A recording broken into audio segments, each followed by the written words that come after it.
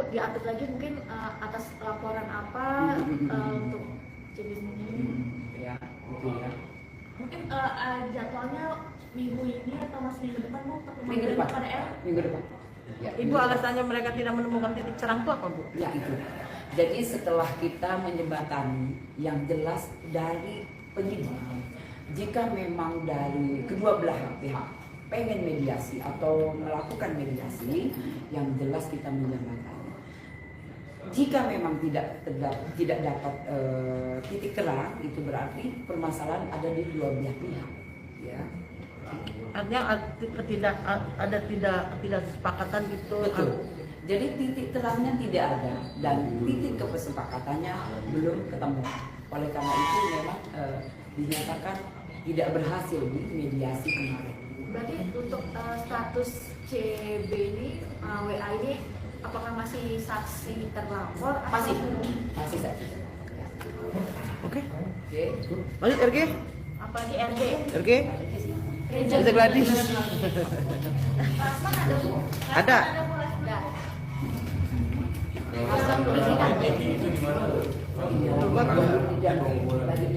Doktif. Aja Bu, udah ada pemeriksaan dari penyidik kan, dari penyidik datang ke katanya Rasman.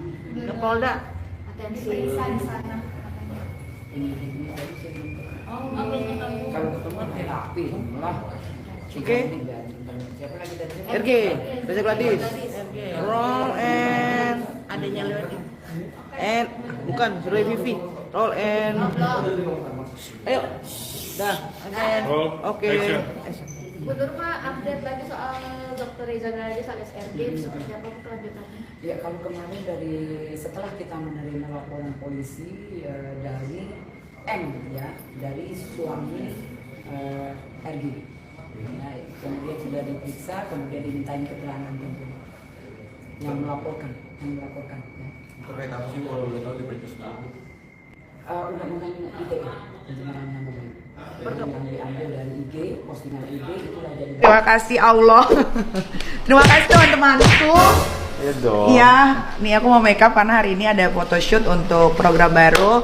Terus sorenya baru kita syuting. Mau tahu gimana keseruannya?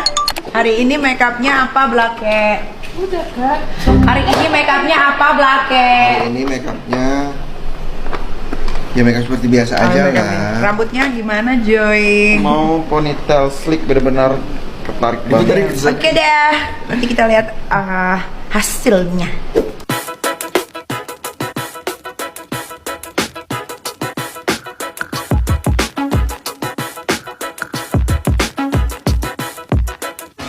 Hai Besti, aku udah siap lihat. Hai Besti, aku udah siap lihat. How do I look? Tuh, putar dulu. Serepet ya kan, hari ini aku mau foto untuk apa? Program baru. Alhamdulillah aku dapat program 1 bulan syuting Ramadan. Dadah Adek.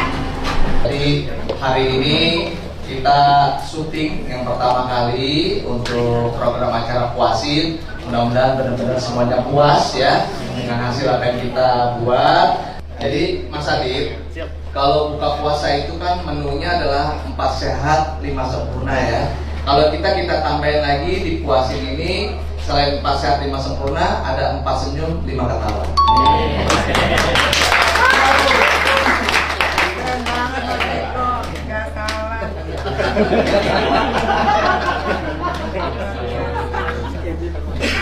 Sempat mendengar dan membaca di berita bahwa saya tidak tahu kebenarannya ya, ada rekaman pembicaraan antara pelapor dengan terlapor.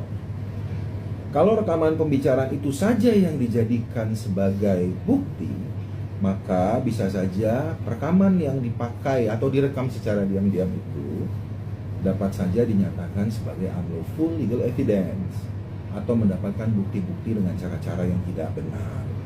Nah, kenapa mendapatkan bukti-bukti dengan cara-cara yang tidak benar? Karena rekaman itu hanya dapat dilakukan oleh penegak hukum sebagaimana di dalam Undang-Undang ITE. Nah, merekam dan kemudian disebarluaskan ini tentunya juga memiliki sanksi pidana. Jadi tidak serta-merta rekaman yang kita punya secara diam-diam hanya akan menjerat orang. Kita pun dapat terjerat juga dengan itu. Sehingga jika hanya rekaman tersebut yang dipakai sebagai bukti di awal sekali pembuatan laporan, maka sangat mungkin Nikita Mirzani akan lepas dari segala tuntutan.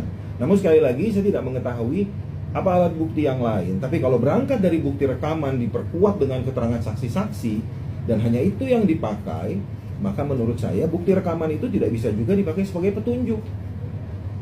Karena direkam secara diam-diam dan disebarluaskan. Bagaimana cara penyebarluasannya? Salah satunya adalah dengan membuat laporan kepolisian.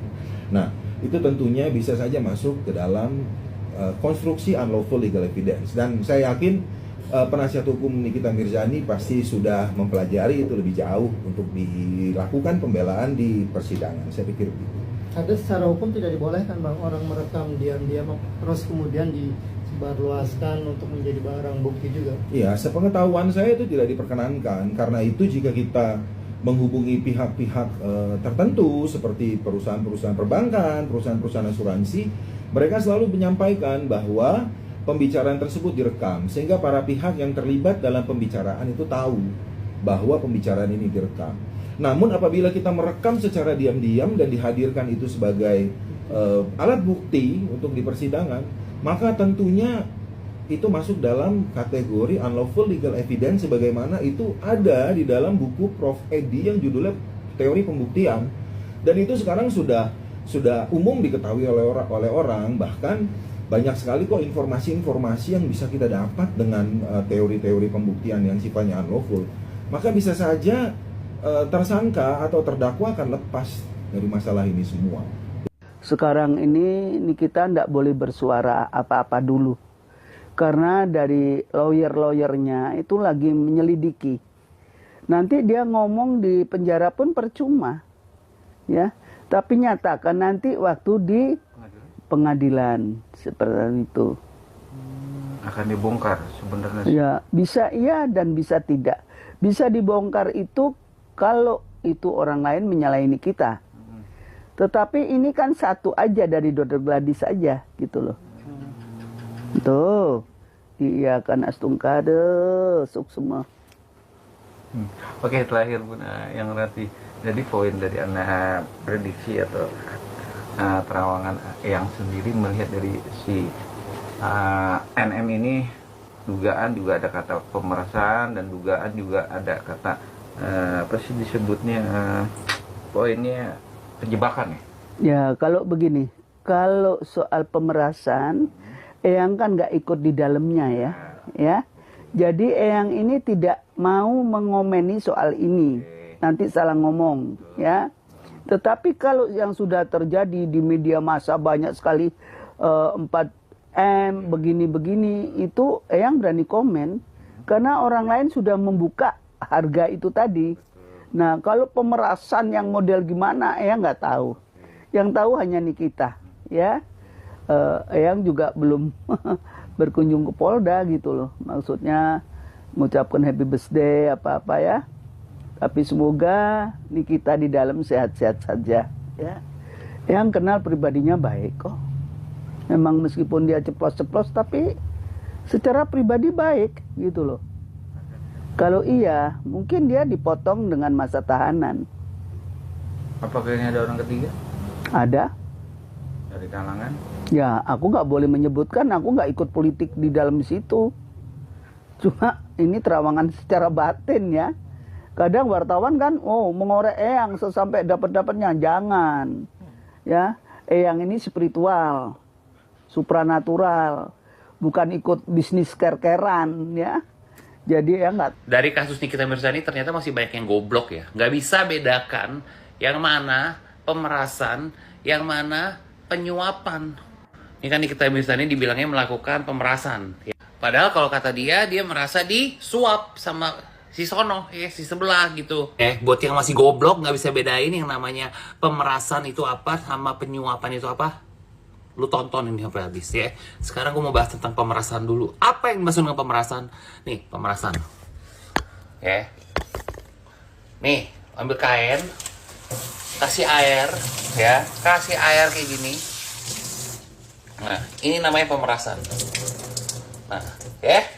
Tuh, ini pemerasan. Diperas sampai kering. Sampai kering, Ya, tuh. Sekarang penyuapan, lu jangan bergerak kemana-mana. Penyuapan, sabar. Penyuapan ini, ya. Lu ambil sendok, ya. Ambil sendok, lu ambil apa lagi nih? Nah, penyuapan kayak gini nih, ya. Lu ambil sendok, habis itu, nih. Nah, penyuapan nih. Buka mulut. Pesawat terbang. Biasa anak kecil kayak gitu tuh ya. Kalau susah makan nih. Pesawat terbang mau lewat. Nah, biar masyarakat yang menilai tuh ya. Nah, sekarang udah jelas ya bedanya pemerasan sama penyuapan tuh apa. Semoga video ini bisa menjadi referensi untuk hakimnya Nikita Mirzani di peradilan nanti.